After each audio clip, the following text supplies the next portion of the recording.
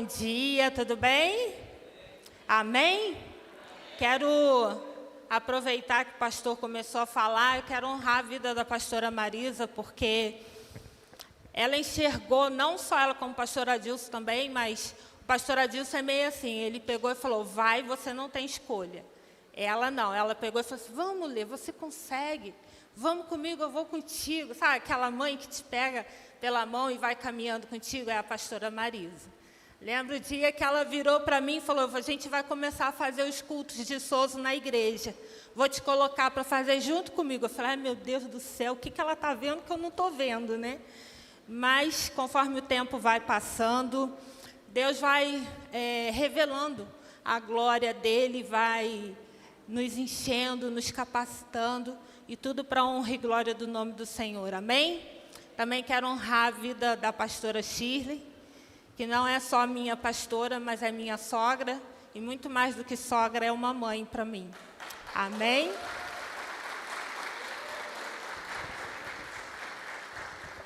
Confesso que hoje eu estou um cadinho nervosa, estou até aqui assim, tremendo.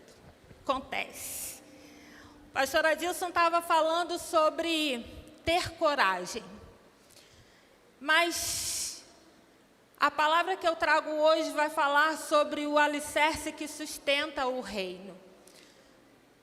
Nós precisamos construir um reino. Mas será que nós estamos tendo coragem para essa construção? A vida ela é feita dessas construções. Todos os dias, nossas escolhas colocam tijolos em nossa casa, nossa família, no ministério e também no nosso futuro. Sabe quando a gente faz um bem para alguém e a gente brinca dizendo assim, hoje eu coloquei um tijolinho no céu? É sobre isso. Mas a pergunta de Jesus não é sobre a beleza da fachada, é sobre a profundidade desse alicerce. Vou pedir para abrir a Bíblia no livro de Mateus, capítulo 7, versículo 24 e 25. O Senhor vai dizer assim, portanto, quem ouve estas minhas palavras e as pratica, é como o homem prudente que construiu a sua casa sobre a rocha. Caiu a chuva, transbordaram os rios, sopraram os ventos e deram contra aquela casa. E ela não caiu, porque tinha os seus alicerces na rocha. Feche seus olhos. Pai, em nome de Jesus, te damos graças por esse dia, graça pela Tua palavra revelada. Senhor, abre os nossos olhos, nosso entendimento, tira, Senhor, toda a distração, para que a gente possa receber, Pai, e compreender aquilo que o Senhor está querendo falar aos nossos corações. Que cresçamos, Senhor, não diante do homem, mas diante de Ti, para que possamos revelar a construção da Tua obra em nossas vidas. Em nome de Jesus, amém? Jesus define o homem prudente como aquele que tem conhecimento bíblico. Mas como aquele que... Jesus define o homem prudente não como aquele que tem o conhecimento bíblico, mas como aquele que pratica o que ouve. É o ouvir versus praticar. A gente fala muito sobre isso. Não adianta nada a gente falar, ouvir e não colocar em prática aquilo que a gente está aprendendo. Ser sábio não é apenas ouvir a palavra, mas agir conforme ela. Um exemplo disso é a rainha Esther, a prática que salvou um reino. Ela não era apenas uma mulher de beleza externa, ela possuía um alicerce de obediência. Quando o decreto de destruição soprou como um vento impetuoso sobre o povo judeu, Esther teve que escolher entre o confronto do palácio, que era como a areia da conveniência, e o sacrifício da obediência, a fé sobre a rocha. Esther não apenas ouviu os conselhos de Mordecai, ela os praticou, mesmo sob o risco de morte. Ela entendeu que o alicerce do seu povo dependia da sua postura diante do Senhor. O texto diz, cai a chuva, transbordam os rios, sopram os ventos. Note que a tempestade vem para todos, para quem constrói na rocha e para quem constrói na areia. Porém, quando se é obediente, a consequência é positiva. A casa não caiu porque estava firmada em Cristo. A rocha não impede o vento ou a chuva, mas ela impede a queda, impede o desabamento emocional e espiritual da família, onde nós estamos colocando os nossos alicerces. Como nós estamos construindo os nossos lares, em quem nós estamos firmando a nossa fé. Jesus alerta que uma casa dividida não subsiste. A mulher sábia atua como a guardiã dessa unidade. Lá em Mateus, capítulo 12, versículo 25, vai dizer: Jesus, porém, conhecendo os seus pensamentos, disse-lhes: todo reino dividido contra si mesmo é devastado, e toda cidade ou casa dividida contra si mesmo não subsistirá. Esther compreendeu o princípio da divisão. Antes de agir, ela convocou o jejum e a oração coletiva.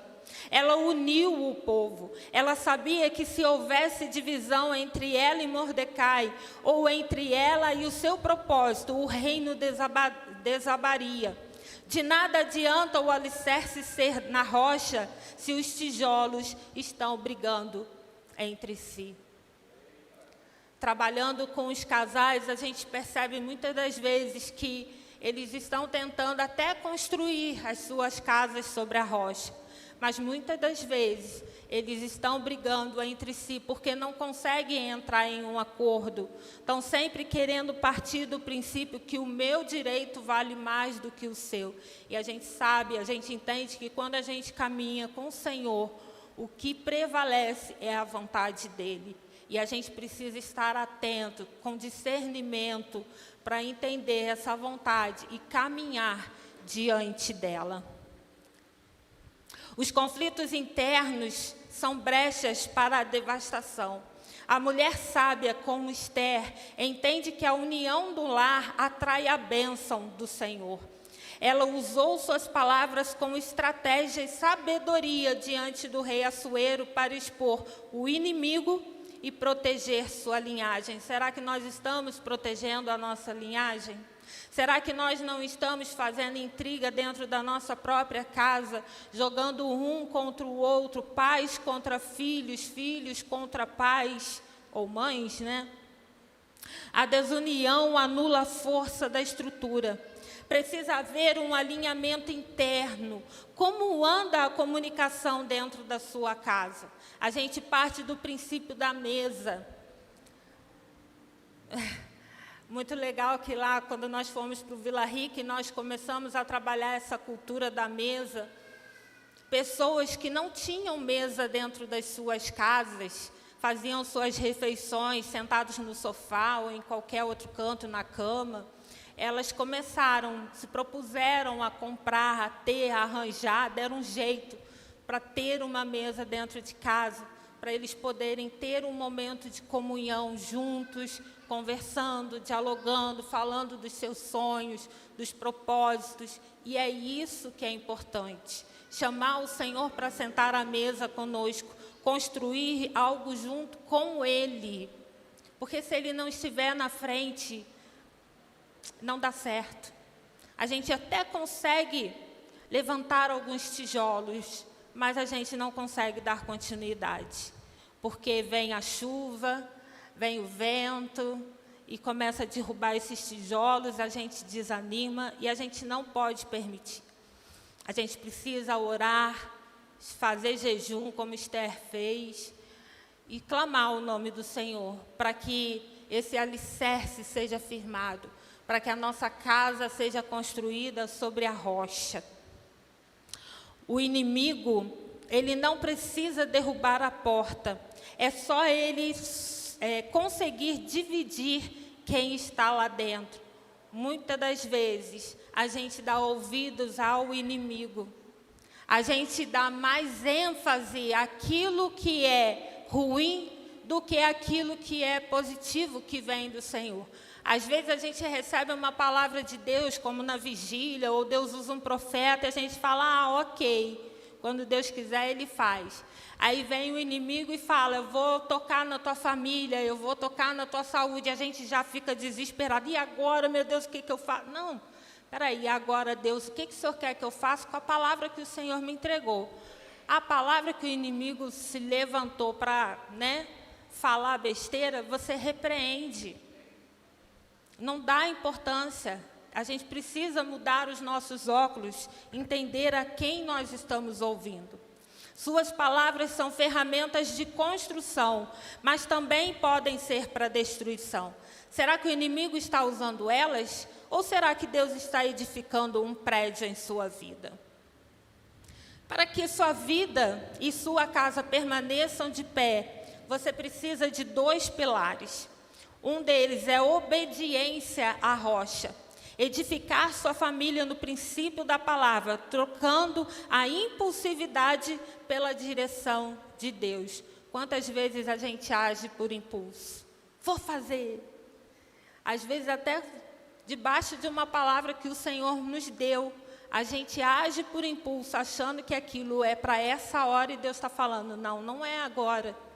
E a gente quer fazer o negócio acontecer. Não faça isso. Segundo, eliminar as divisões. Como Esther, use sua influência para unir e não separar. Uma casa unida sobre a rocha, ela é invencível. A edificação de uma casa não é um evento único, mas uma postura diária. O texto de Mateus nos ensina que a tempestade não pergunta se você está pronto, ela apenas vem. Quando você une a rocha que é Jesus com a sabedoria que é a prática, como Esther fez ao dizer, se perecer, pereci, o resultado é um lar que o mundo não consegue derrubar. Muitas das vezes a gente desiste no meio do caminho, porque a gente até quer construir algo, mas porque a gente não vê a finalização, a gente desiste e para. Muitas das vezes a gente gera intriga dentro dos nossos próprios lares, porque a gente imagina, agora eu vou falar com as mulheres, tá? Peraí, os homens, um minutinho. A gente cria uma história dentro da nossa mente e a gente acredita nela. Só que a gente não senta à mesa para conversar. A gente já quer logo jogar na cara, falar, olha, você está errado e eu estou certa. Não, gente, para com isso. Muitas das vezes a gente faz besteira pelo fato de sermos impulsivas. Então, a gente precisa parar, centrar, falar, Senhor, onde está a verdade nisso? Qual é a verdade que prevalece? E aí sim agir como Esther agiu, cumprindo princípios, sendo obediente à palavra do Senhor. Se coloca de pé nessa manhã. As águas podem bater, o vento pode soprar, mas o seu lar permanecerá de pé, porque ele não pertence às circunstâncias. Ele pertence ao Senhor. Além de Esther, a Bíblia nos apresenta outras mulheres que suas vidas ilustram perfeitamente a construção sobre a rocha e a manutenção da unidade. Uma delas é Abigail, a pacificadora que impediu a queda, está lá em 1 Samuel 25. Se o marido de Abigail, que era Nabal, era a areia, insensato e impulsivo, ela era a rocha daquela casa. A mulher de Sunem, que o pastor falou aqui, a fé na estrutura, em 2 Reis 4. Essa mulher é o exemplo de quem constrói um quarto no alto, uma intimidade com Deus, dentro da sua própria casa. E Ruth foi uma mulher que teve um livro da Bíblia só dela, para falar só dela. Ruth mostra que o alicerce pode ser construído mesmo sobre escombros de pedras e luto. Talvez nessa manhã você está pensando, mas a minha casa está toda destruída. Vai ler o livro de Ruth. Você vai ver que dá para reconstruir. Você vai ver que tem solução. Você vai ver que trazendo um alinhamento, buscando a presença do Senhor, a intimidade com Ele, dá para reconstruir. Um dia eu me vi nesse lugar, a casa destruída, sem ter para onde ir, sem poder olhar para a direita, para a esquerda. O meu alvo foi Cristo. Ele nunca me deixou desistir. Porque todas as vezes Ele trouxe pessoas ao meu encontro para me dizer, sou eu contigo, filha. Continua caminhando, que eu estou colocando a mão. Ele estava colocando a mão para reconstruir os alicerces, para restaurar aquilo que o inimigo tentou destruir. E hoje, se nós estamos aqui, é porque a nossa casa foi reconstruída. E assim como a pastora Shirley costuma dizer, que nós, a nossa casa, servimos ao Senhor. Hoje nós podemos declarar essa verdade sobre nossas vidas, que nós e a nossa casa servimos ao Senhor. E assim você também pode começar a declarar, mas pastora, eu não vejo essa reconstrução ainda. Comece a declarar, não falei aqui, palavra tem poder, palavra tem força. Então, em vez de você praguejar, falar, não está dando certo, está tudo ruim, não. Mude seus óculos, comece a enxergar aquilo que Deus está enxergando. Minha casa é uma bênção, minha casa serve ao Senhor. Deus vai reconstruir, Deus vai restaurar aquilo que o inimigo está tentando devastar. Depende da nossa fé. Acredito que Esther, quando olhou aquela bagunça, seu povo recebendo ameaça de morte, provavelmente ela deve ter pensado, e agora? Nós vamos morrer. Mas tenho certeza que um anjo tocou nela e falou assim, não, é com você, porque é para você que eu estou te levantando, é nesse tempo que eu estou te levantando. Então eu digo para vocês, mulheres, é nesse tempo, é hoje, é agora que Deus está te levantando para reconstruir no alicerce certo, que é a rocha, é o Senhor, é a palavra de Deus sobre sua vida. Qual dessas trajetórias mais se conecta com o seu momento atual? A coragem de Abigail para apagar incêndios, a fé da sunamita para crer no impossível, ou a realidade de Ruth para recomeçar? Louvor pode subir. Qual dessas trajetórias você se conecta? A Abigail, a sunamita ou a Ruth? A gente precisa se apegar a algo. Deus, lógico. Mas a gente precisa ter exemplos para poder seguir. E a Bíblia é o nosso maior exemplo. Jesus é o nosso maior exemplo. Então, firme seus alicerces sobre a rocha que é Jesus. Feche seu coração. Queria fazer uma oração. Amém? Pai, em nome de Jesus, eu quero te pedir que o Senhor venha abençoar cada mulher que edifica a sua casa, que edifica o seu lar. Que a tua palavra seja a rocha inabalável sobre seus pés. Dê-nos sabedoria para governar, paciência para unir, Senhor, e força para vencer as tempestades, Pai. Que em nossas casas não haja divisão, mas haja governo da tua paz. Que cada uma seja guardiã da unidade, Senhor, protegendo nossas famílias com fé e oração. Mas também te peço, Senhor, que o Senhor dê ânimo aos maridos e sabedoria de Cristo para lidar com o amor e a humildade para manter a unidade do lar. Que juntos, Pai, sejamos pilares de força e integridade, sensíveis, Senhor, à tua voz e prontos para agir com justiça. Afasta, Senhor, dos homens toda dureza de coração e fortalece, Pai, suas mãos para o trabalho e para a edificação da casa. É o que nós te pedimos, Pai, já sendo gratos pelas tuas maravilhas e pela reconstrução, em nome de Jesus. Amém e amém. Amém, igreja.